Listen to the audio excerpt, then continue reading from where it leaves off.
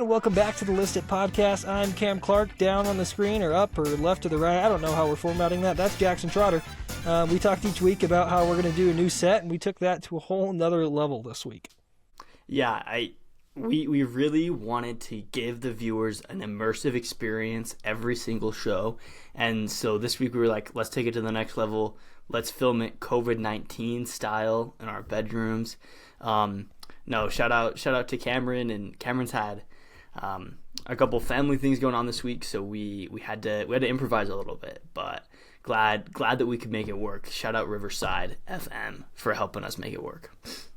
Shout out Miles Romney for helping us make it work, his login and everything. Amen. So awesome guy. He's our professor over at the Daily Universe at BYU, but I'm excited for today's list. It's gonna be a fun one.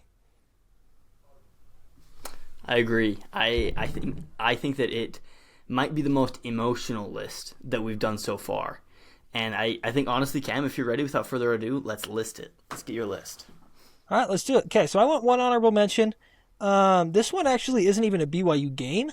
I went to the Iowa State-Kansas State game, 2024, the final game of the regular season. I remember sitting up on the east side of Lavelle Edwards Stadium looking and saying, okay, BYU needs Kansas State to win, and they've got a shot if they beat Houston to make the Big 12 championship game. Kansas State, got it to 14-17, and then Iowa State started to slowly pull away, and they got it back to 21-24, and then it was over. So, it's tough. One of the most heartbreaking losses.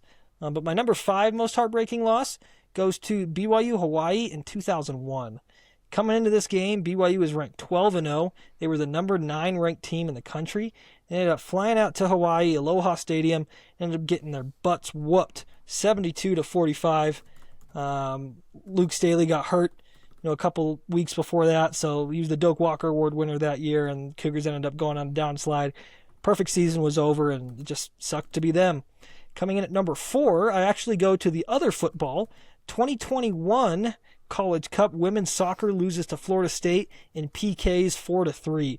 This was the last time BYU has had a real shot at winning like a team sport championship. So I remember our whole family was watching. It wasn't, we're not a soccer family, but we were invested. We were going to see the girls take home the cup, and just losing by 1 in PKs just sucks when that happens. Coming in at number 3, Arizona State and BYU in 2024. BYU had a chance to throw a Hail Mary at the end, got down to the 1-yard line, and they just couldn't get it in after a rushing the field too early happened from Arizona State. Just brutal. Not the only rush the field early moment on this list, which brings me to number 2, same season. I think it's more heartbreaking is the Kansas BYU game, the pooch punt that bounced off the corner's head, and I think it was Jacob Robinson's head. And so it's just brutal, and you hate to see it, but bring me to my number 1. Got to be Utah BYU in 2012. Utah wins by 3. All BYU had to do was kick the game-winning field goal. They got 2 opportunities, and they missed it after Utah rushed the field early after the first one and early before the first one to set up the opportunity. Those are my top 5 most heartbreaking losses in BYU history. Jackson, where does your heart break? Oh, my heart's already broken, Cam. It's been broken more times than I can count. And again, like Cameron said, today we're doing top 5 heartbreaks. I did my list today I based it off of the emotions I felt immediately after the games and like how sad I was immediately after the games. So, starting with my honorable mention, I'm going to go BYU versus Boise State in 2021. First loss of the season in 2021. Kind of crushed a lot of dreams going on there. Going on to my number 5. I've talked about this game a lot. BYU versus Utah, 2016. Failed 2-point conversion. A lot of momentum for the season was lost. Number 4. Here it is. BYU versus Arizona State, 2024. Oh my gosh. I was depressed after that game. But not the most depressed. Coming in at number 3. BYU versus Utah, 2018. This was the game BYU jumped out to a 21-7 lead, or I think it was 27-7 lead at one point. and Utah came back and won, and oh my gosh, it was the worst. Coming in at number 2. Now, I think this might be the most depressed I've ever been after a game. Number 2, BYU versus Kansas 2024. The pooch punt, the failed field goal, the failed fumble recovery. I think I counted there were 5 opportunities BYU had to win that game. If they just executed one of them, they would have won. They didn't execute a single one of them. But none of them come close, in my opinion, to the number 1 most heartbreaking moment in BYU football that I have watched, that has broken my heart. BYU versus Coastal Carolina in 2020. Dax Milne coming up a yard short. Oh my gosh, I was distraught. I talked about it last week. Kicked the garbage can at my grandma's house. Really not a good day for Jackson Trotter. But that's my list. Are we ready? Are we ready for our guest list, Cam? I think so, and let me just say, I was going to include that on my list, and then as I was, pulling up the websites and everything, getting my list together, completely slipped my mind. So that one's on me. I know we're not checking it twice yet, but I don't need to check it twice to know I've already got the worst list. It's Riley Chamberlain all over again, Cameron. No. Yeah, I know. James Corrigan Corrigan all over again. Yep. What are you doing? What are you doing, Cam? Yeah, that one's on me. Hey, Brett forgot Fred Warner last week, so it's Forgetful May. So yeah, let's just throw it over to our guest list. We can forget this ever happened. We got a special guest list today, Jackson. We got Gage Bowles joining us. You want to tell a little bit of the backstory of how we got him on the guest list? Yeah, so Gage is the host of the Royal Blue podcast, which is like a podcast that talks BYU sports and football, basketball, all things BYU sports. And he actually reached out to us about a month ago and invited us to be on his podcast. And we did. It was a great experience. Go check it out if you want to hear a little bit more of our takes on recent BYU sports. But we decided that we wanted to return the favor. We wanted to get him on. He's an awesome guy. He has an awesome voice. He has like kind of a southern drawl. I like listening to it. So we're excited to see what his list. We've got a little audio recording to play for you guys with his top 5 biggest heartbreaks. Let me give you my 2 honorable mentions right now. My first honorable mention is actually going to be the 1981 Final Four loss against Ralph Simpson in Virginia. This will always go down as one of the biggest what-if games in my mind. What if Danny Ainge have actually pulled that off? Would BYU be national champions? Would the basketball program actually have a tournament victory underneath their belt? You'll always wonder, but Virginia unraveled our dreams that day. My second honorable mention is the 2021 versus Baylor loss when we lost 38-24. That for me hurt because a lot of people were looking at BYU and going, is BYU a dark horse playoff contender? Can they actually get to the CFP and be somebody that can bring out some havoc? And Baylor physically bullied us. They made us look absolutely awful. And for me, that was a big wake-up call. It made me still realize that, dang, we still have quite a gap to close if we want to become a contender. And knowing that, hey, we're not going to come into the Big 12, there might be a little bit of a gap there that we need to close quickly. Now, onto my top 5 most heartbreaking losses. Number 5 for me is 2016 versus Utah, the 20-19 loss. It's Taysom Hill's final game playing against Utah. He's never beat Utah in his entire career. We're at Rice Eccles. This is a huge moment. And BYU is going for the 2-point conversion, and they run it with Taysom Hill, and he gets stopped. Everything completely unraveled in 5 seconds. Absolutely crazy. Still hurts my brain to this day. Number 4 for me is the 1983 loss versus Hawaii. This is when we were ranked number 1. We lost 28-25. For me, this changes the course of BYU football's history when I look at it. Here we are. We're coming against Hawaii. We're ranked number 1. And we got stunned, completely stunned. And if you think about it, if we win that game, we could have had a national championship before 1984. And there's a good chance we probably win the 1984 Holiday Bowl still. So, I mean, that would mean we have 2 national championships under our belt. The trajectory of our program, I think, would have been much different. And it's no skin on anyone's nose to have 2 national championships under their belt. How cool would that be? So that was number 4. Number 3 for me is the 2009 versus Florida State loss. That's when we lost 54-28. Honestly, that wasn't even it wasn't the score that I think hurts the most. It's all the hype surrounding it. I mean, there were college game day vibes around this. We were on the quest for perfection, and is what we were kind of calling that season. Matt Toll was the quarterback, and he threw pick after pick after pick that game. Just remember watching that and just sitting there open mouth going, what the crap just happened? Number 2 for me is the 2011 versus Florida NCAA overtime loss in the Sweet 16. Jimmer Fredette's final game with BYU. Once again, a big what-if game. We have the best player in the country right now. We have a real Final Four path, and then overtime ended our dream.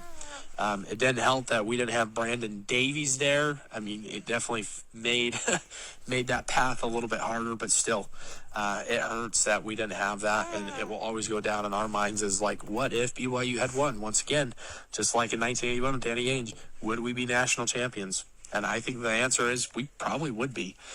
And then the number 1 loss for me is the 1985 versus UCLA loss. That's when we lost 27-24. We were just coming off the national championship season. We're ranked number 1. We look ready to defend the crown, and then we have a late collapse against UCLA. That ended the dream of, okay, let's repeat, let's defend that crown. And I think Cougar fans will always wonder, what would another title run look like? You had a lot of returning people. Robbie Bosco came back, Glenn Kozlowski came back from the wide receiver corps. You had a lot of defenders come back. How different would, once again, the program have looked? So, guys, those are my top 5 answers and my honorable mentions. Thanks for having me on. Love you both. Okay, he went historical. I like it. Definitely some that I didn't even think of. It's definitely some I've never heard of before. But that was the guest list. Jackson, let's go ahead and check it twice. Yeah, I think if the most true thing that's come out of this show so far is that BYU fans have a lot of heartbreak. Like, I don't know if there is a fan base out there that can get so hyped and so excited for something and then have their hearts broken and taken away. So looking at our guest list today, there were a couple things on here that I really liked. I liked the 1985 versus UCLA. That game was really great. Robbie Bosco, I mean, that game actually wasn't really great. I think it's a good pick. I don't know if it's number 1 though. Let's be honest. Robbie Bosco coming off the national championship, is he going to be like another Jim McMahon, Steve Young? And he wasn't. And this is one of those games that proved that. Let's talk about 2011 Sweet 16. That wasn't on your list. That wasn't on my list, Cam. Why did you leave that one off? So, I don't know. I'm not super, like, when I went through my lists, a lot of it was the more recent stuff. Besides, I was researching on Reddit, which is always a great way to start a sentence. Beforehand, there was a thread of most heartbreaking BYU losses. So I went through, because I'm like, I didn't have the heartbreaks when I wasn't alive yet. My heart wasn't formed yet. So it couldn't be broken. So I went to see, okay, whose hearts were broken when? And the most common answer I saw, along with Coastal Carolina, which admittedly I forgot, was the BYU Hawaii game in 2001. So, like, that's why for me, I included one historic and I put that at number 5. But I didn't think about the 2011 Florida game. And I think, like, the heartbreak was already there because Davies was gone. No, I totally agree. The only thing I remember about the 2011 Florida game is it was the same night as my Pinewood Derby for my Cub Scout troop.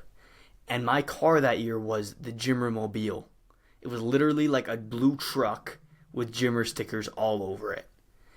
And they lost. And there were Utah fans in my ward, and they came up to me and they were like, looks like Jimmer didn't show up to drive your Pinewood Derby car or show up to the game. And, oh my gosh, I was so frustrated. And it was heartbreaking, but The games that I chose, and Cam and I talked about this yesterday. Football breaks my heart. Football ruins my week. Like, when BYU loses in football, I don't want to go to church the next day. I've grown out of that. Bishop, I promise. I'm fully active. I love the gospel of Jesus Christ. But basketball and soccer, and I know that you included that, and I like that addition, Cam, they don't have that effect on me. Football can break my heart because I love it the very most. And so that's why on my list I had to go all football on my list. But going through the rest of the guest list, I think is a pretty even list. I like the addition of 2016 versus Utah. That was also on my list. Mm-hmm. And I just think that, like, I remember, and I've talked about this a lot, like, Kalani, it was Kalani's first year. Like, everyone was like, BYU hired Kalani to beat Utah. Like, they hired Darth Vader to beat Darth Sidious, right? That was the whole goal. And it was like, oh, it's finally going to happen. Kalani went for blood. He went for the kill punch. And then we lost. And then that kind of snowballed into continuing to lose to Utah. If we beat Utah in 2016, 9 in a row doesn't happen, obviously. But also, like, we maybe beat them in 2018. And we beat them in 2019, maybe. And then we did beat them in 2021. So that doesn't matter. But I think that game was pivotal in the rivalry.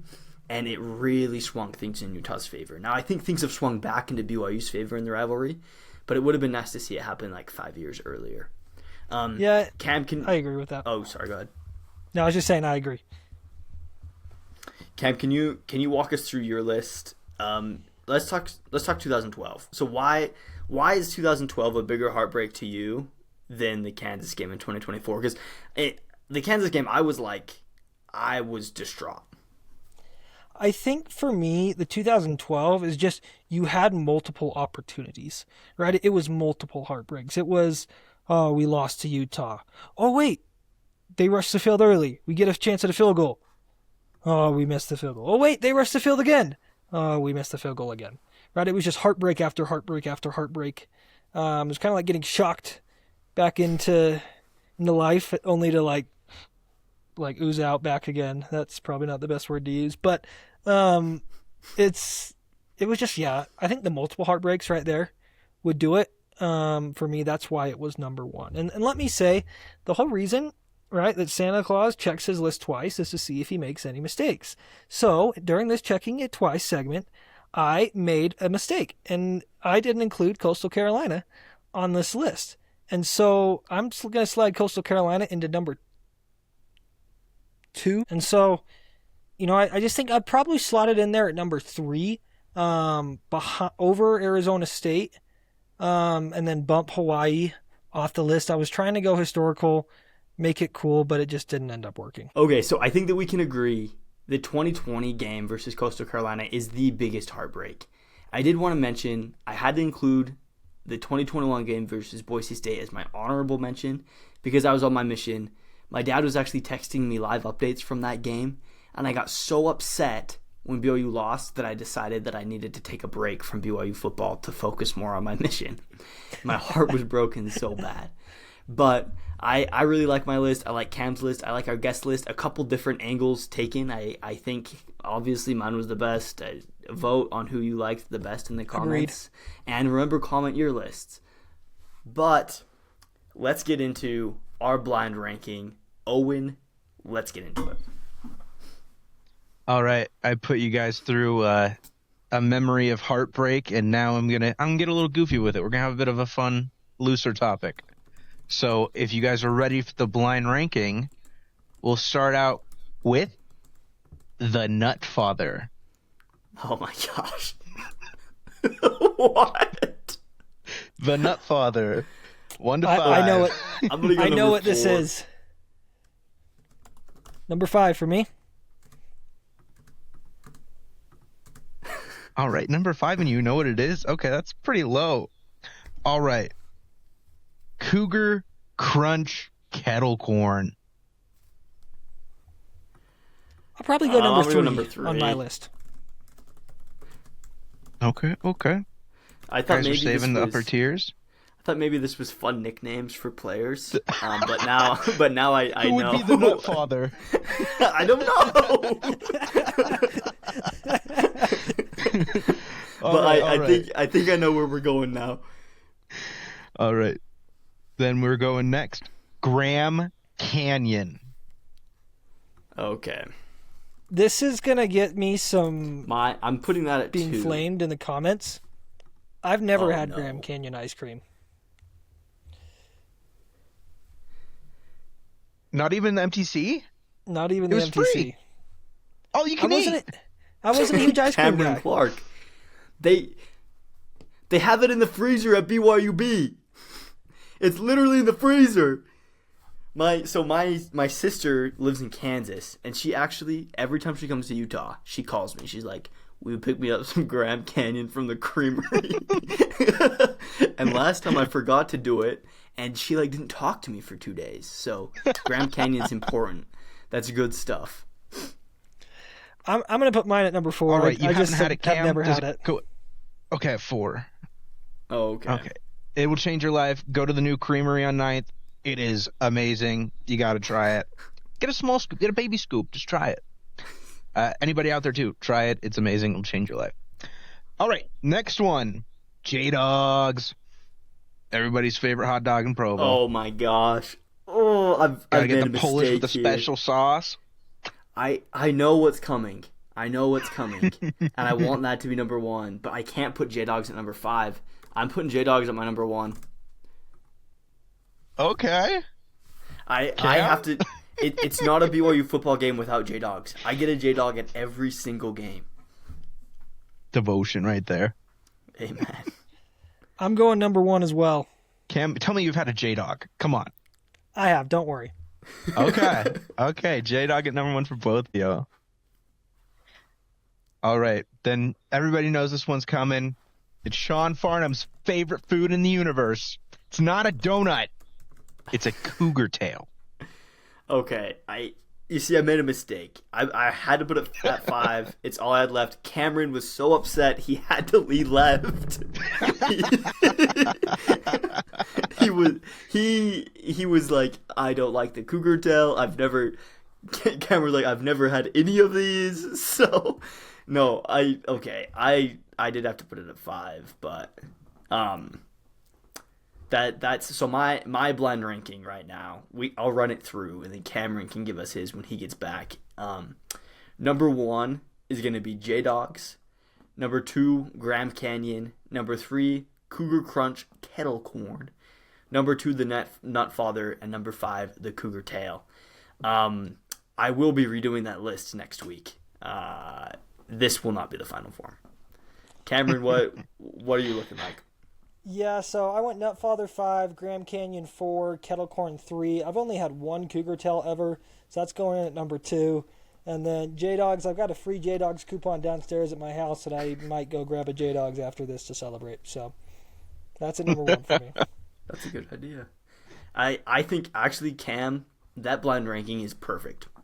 Like, honestly. I personally would switch the cougar tail and the J-Dogs, but I think that's perfect. You think Graham Canyon at 4 is perfect? But That yeah, list?